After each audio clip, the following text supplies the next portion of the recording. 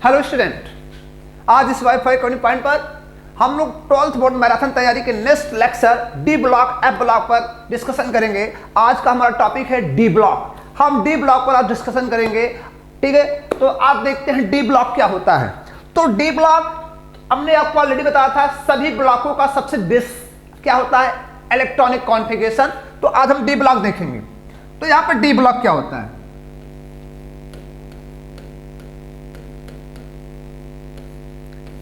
D block. D block क्या होता है, डी ब्लॉक को मीन्स क्या होता है कि डी ब्लॉक का मतलब यह होता है कि किसी भी तत्व के इलेक्ट्रॉनिक विन्यास का अंतिम इलेक्ट्रॉन, किसी भी तत्व के इलेक्ट्रॉनिक विन्यास का अंतिम इलेक्ट्रॉन डी उपकोष में प्रवेश पाता हो। किसमें पाता हो, डी उपकोष में यदि प्रवेश पाता हो तो वह तत्व डी ब्लॉक कहलाएगा। क्या कहलाएगा, डी ब्लॉक। अगर किसी भी तत्व का अंतिम इलेक्ट्रॉन, इलेक्ट्रॉनिक विन्यास का अंतिम इलेक्ट्रॉन डी उपकोष में प्रवेश पा रहा है, किस उपकोष में, डी उपकोष में प्रवेश पा रहा है, तो उस तत्व को हम क्या नाम देंगे, डी ब्लॉक का तत्व कहेंगे। क्या कहेंगे, डी ब्लॉक का तत्व कहेंगे। और इसका सबसे एग्जैक्ट डेफिनेशन ये होती है कि किसी भी तत्व का इलेक्ट्रॉनिक विन्यास का अंतिम इलेक्ट्रॉन अपूर्ण डी उपकोष में प्रवेश पाता हो। अपूर्ण डी मतलब हमें बताओ डी कितने इलेक्ट्रॉन होते हैं, डी में इलेक्ट्रॉन 10 होते हैं। तो अपूर्ण क्या होगा, या तो D1 होगा, D1 कितने, D9 तक को हम अपूर्ण मानेंगे, लेकिन D10 को क्या मानेंगे, पूर्ण मानेंगे। तो एक सटीक डिफिनेशन ये बता रही है कि एक जबरदस्त डिफिनेशन ये कह रही है कि किसी भी तत्व का अगर अंतिम इलेक्ट्रॉन अपूर्ण डी उपकोष में प्रवेश पाता है तो वह डी ब्लॉक होता है, वह डी ब्लॉक होता है। जहां पर ये दूसरी डिफिनेशन आपके सामने आई है। अब हमें यह समझना है कि डी ब्लॉक को आवर्त सारणी में कहां रखा गया है। तो डी ब्लॉक को आवर्त सारणी में अगर देखा जाए, तो डी ब्लॉक अगर आवर्त सारणी में देखा जाए तो पूरी आवर्त सारणी में आप सबको पता है जो वर्ग होते हैं, एक वर्ग होता है, दूसरा क्या होता है, आवर्त होता है। और सबको पता है इसकी संख्या 18 होती है और इसकी संख्या कितनी होती है, 7 होती है। ये सबको पता है। तो सबसे सरल तरीका ये होता है, मैं आपको बताना चाहता हूं कि जो डी ब्लॉक है वह तीसरे वर्ग से लेकर कहां तक है, 12वें वर्ग तक। और तीसरे वर्ग से लेकर कहां तक है, 12वें वर्ग तक है। अब इसके बगल में कौन है, इसके बगल में कौन है, एक वर्ग से लेकर दूसरा वर्ग कौन है, एस ब्लॉक का है। किसका है, एस ब्लॉक का है। और इसके बगल में आप देखेंगे 13 से लेकर 18 को इसका है, पी ब्लॉक का है। किसका है, पी ब्लॉक का है। और बीच में हमारा क्या है, ये बीच में हमारा क्या है, डी ब्लॉक है। ये क्या है, डी ब्लॉक है। तो एक सबसे एक जबरदस्त क्वेश्चन बनता है कि संक्रमण तत्व क्या, संक्रमण तत्व क्या होते हैं। तो संक्रमण तत्व क्या होते हैं, तो मैं आपको बताना चाहता हूं। संक्रमण तत्व का मतलब होता है जो तत्व इन्फेक्टेड हो, छुआछूत में हो। तो बताओ वे तत्व होंगे संक्रमण जो छुआछूत में होंगे, जिसको अलग अलग लोग छूते होंगे। तो बताओ ये 3 से 12 के बगल में कौन है, यस ब्लॉक। कौन है, यस ब्लॉक। और 12 के बगल में क्या है, 13 से 18 कौन सा है, पी ब्लॉक। तो बताओ ये डी ब्लॉक को कौन छू रहा है, एस छू रहा है और पी छू रहा है। मतलब सामान्य भाषा में कह रहा हूं कि डी ब्लॉक को संक्रमण तत्व कहा जाता है। क्यों, क्योंकि ये एस ब्लॉक और पी ब्लॉक के बीच में पाया जाता है। कहां पाया जाता है, एस ब्लॉक और पी ब्लॉक के बीच में पाया जाता है। इसलिए इसे क्या नाम देते हैं, संक्रमण तत्व कहते हैं। इसका और कारण यह होता है कि इसके अंदर कुछ एस के कैरेक्टर भी होते हैं, यस तत्वों के कुछ व्यवहार होते हैं और पी तत्वों के व्यवहार डी ब्लॉक के अंदर होते हैं। मतलब डी ब्लॉक ऐसा होता है जिसमें यस का भी व्यवहार होता है और पी का भी व्यवहार होता है। इसलिए इसे क्या नाम देते हैं, संक्रमण तत्व। तो बताओ संक्रमण तत्व क्या होते हैं। संक्रमण तत्व डी ब्लॉक के तत्वों को कहा जाता है, डी ब्लॉक के तत्वों को संक्रमण तत्व कहा जाता है क्योंकि ये यस ब्लॉक और पी ब्लॉक के बीच में पाए जाते हैं। ये एक डिफिनेशन हुई। मैं आपको और कमाल डिफिनेशन बताऊंगा कि संक्रमण तत्व उसको कहते हैं जिसके 2 कोष अपूर्ण हो, जिसके दो कोष अपूर्ण हो वो संक्रमण तत्व होता है। आज नई डिफिनेशन आप अपने दिमाग में रख लें कि ऐसे तत्व जिनके इलेक्ट्रॉनिक विन्यास के दो कोष क्या हो, अपूर्ण हो, उन्हें संक्रमण तत्व कहते हैं। जैसे मान लो प्रथम संक्रमण तत्व स्कैडियम होता है। प्रथम संक्रमण तत्व क्या होता है, स्कैडियम होता है। इसका इलेक्ट्रॉनिक नंबर होता है 21।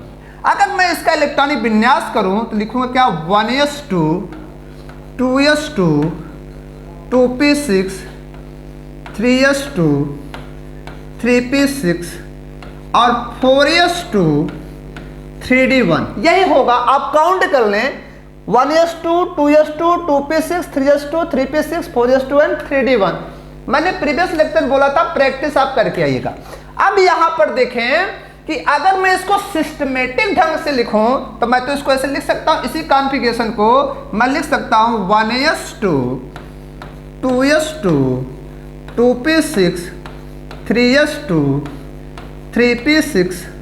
बोलो पहले तो ये बताओ, इस कॉन्फ़िगरेशन से लास्ट इलेक्ट्रॉन किस में गया है, डी युक्त कोष में, और डी युक्त कोष हमारा पूर्ण भरा हुआ है, इसलिए किस ब्लॉक का तत्व है, ये डी ब्लॉक का तत्व। ये तो समझ में आ गया। अगर जिन तत्वों का अंतिम इलेक्ट्रॉन डी युक्त कोष प्रवेश पाता है उसे क्या कहते हैं, डी ब्लॉक के तत्व कहते हैं। और डी ब्लॉक को संक्रमण तत्वों के नाम से जाना जाता है। क्योंकि ये एस ब्लॉक और पी ब्लॉक के बीच में पाए जाते हैं। मतलब इन तत्वों के पास यस का भी कुछ व्यवहार होता है और कुछ पी का व्यवहार होता है, इसलिए संक्रमण करते हैं। मैंने दूसरी परिभाषा बताई कि वे तत्व संक्रमण तत्व कहलाते हैं जिनके दो कोष अपूर्ण हो। वही तो हम देखना चाहते हैं, तो देखते हैं। तो 3p6 मैं 3d1 कर रहा हूं और ये क्या है आपका 4s2।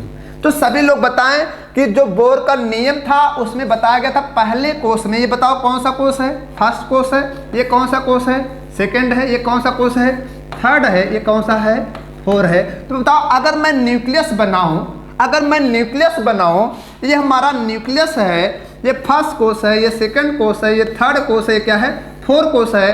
तो बोर के अनुसार इस फर्स्ट कोष में 2 इलेक्ट्रॉन, सेकंड में 8, थर्ड में 18 एंड 4 में 32, फिर 50 72 होता है। और हमने ये भी पढ़ा है कि इसमें कितने सबसेल होते हैं, 1s होता है, इसमें 2s और 2p होता है, इसमें क्या होता है 3s 3p और 3d होता है। इसमें आप खुद जानेंगे 4s 4p 4d and 4f होता है। अगर हम इलेक्ट्रॉन को देखें तो हमें पता है यस में 2 इलेक्ट्रॉन होते हैं, इसमें भी 2 होंगे, इसमें p में 6 होंगे, इसमें 2, p में 6, d में 10, इसमें 2 होंगे, p में 6 होंगे, d में 10 होंगे और f में 14 होंगे। अगर हम सबको जोड़ें तो 32 हो रहा है, इन तीनों को जोड़ें 18 हो रहा है, इन दोनों को जोड़ें 8 हो रहा है, इनको जोड़ें तो 2 हो रहा है।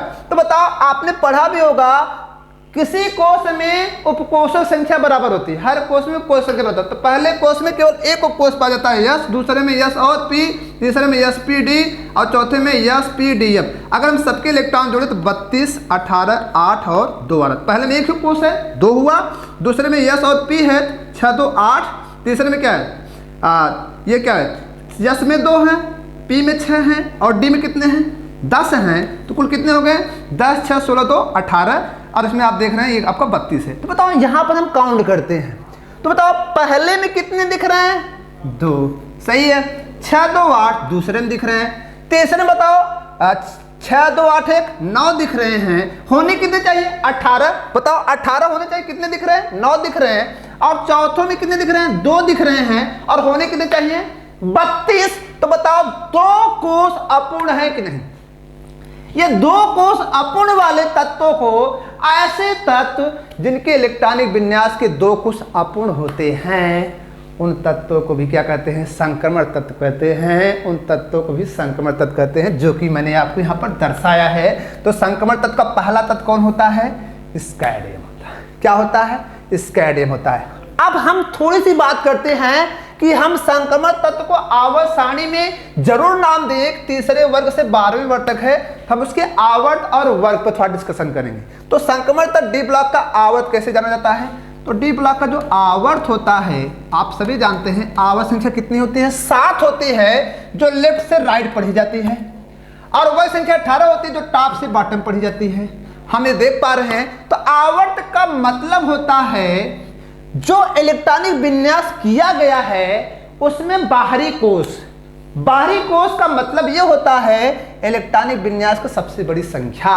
बताओ इस इलेक्ट्रॉनिक विन्यास सबसे बड़ी संख्या क्या है, खुद देखो 4 सबसे बड़ी संख्या है, इसलिए इसका आवर्त 4 होगा।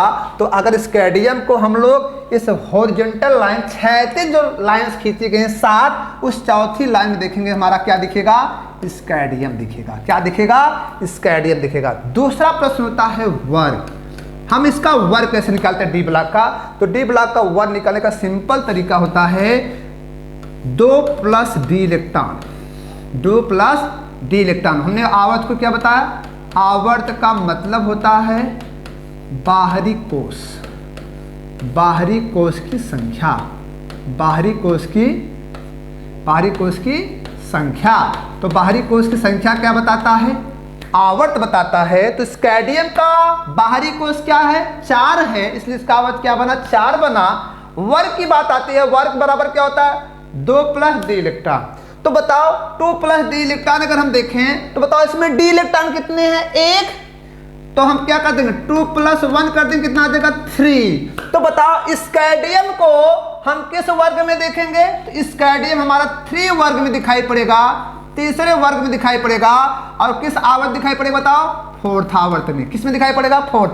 मतलब अगर हम बाएं से दाएं वाली क्षैतिज रेखा हम देखेंगे तो वो चौथे में लाइन में दिखेगा, और ऊपर से नीचे वाले में देखेंगे तो तीसरी लाइन में दिखेगा। ये हमारा स्कैडियम का ये क्या है, टर्म है। तो ये डी ब्लॉक का आवर्त निकालना और डी ब्लॉक का वर्ग निकालने का सबसे सरल तरीका है। और मैंने बता दिया कि ये डी ब्लॉक कहाँ पाया जाता है, तीसरे वर्ग से लेकर 12वें वर्ग तक, जो कि यस और पी के बीच में होता है। इसीलिए डी ब्लॉक को हम क्या नाम देते हैं, संक्रमण तत्व कहते हैं। तो संक्रमण तत्व क्या होते हैं, जिनके 2 इलेक्ट्रॉनिक विन्यास के 2 क्या हो, कोष अपूर्ण हो, या डी ब्लॉक को ही संक्रमण तत्व कहते हैं क्योंकि ये यस वर्ग, यस ब्लॉक और पी ब्लॉक के बीच में पाया जाता है। ये आपका हुआ संक्रमण तत्व का डिफिनेशन।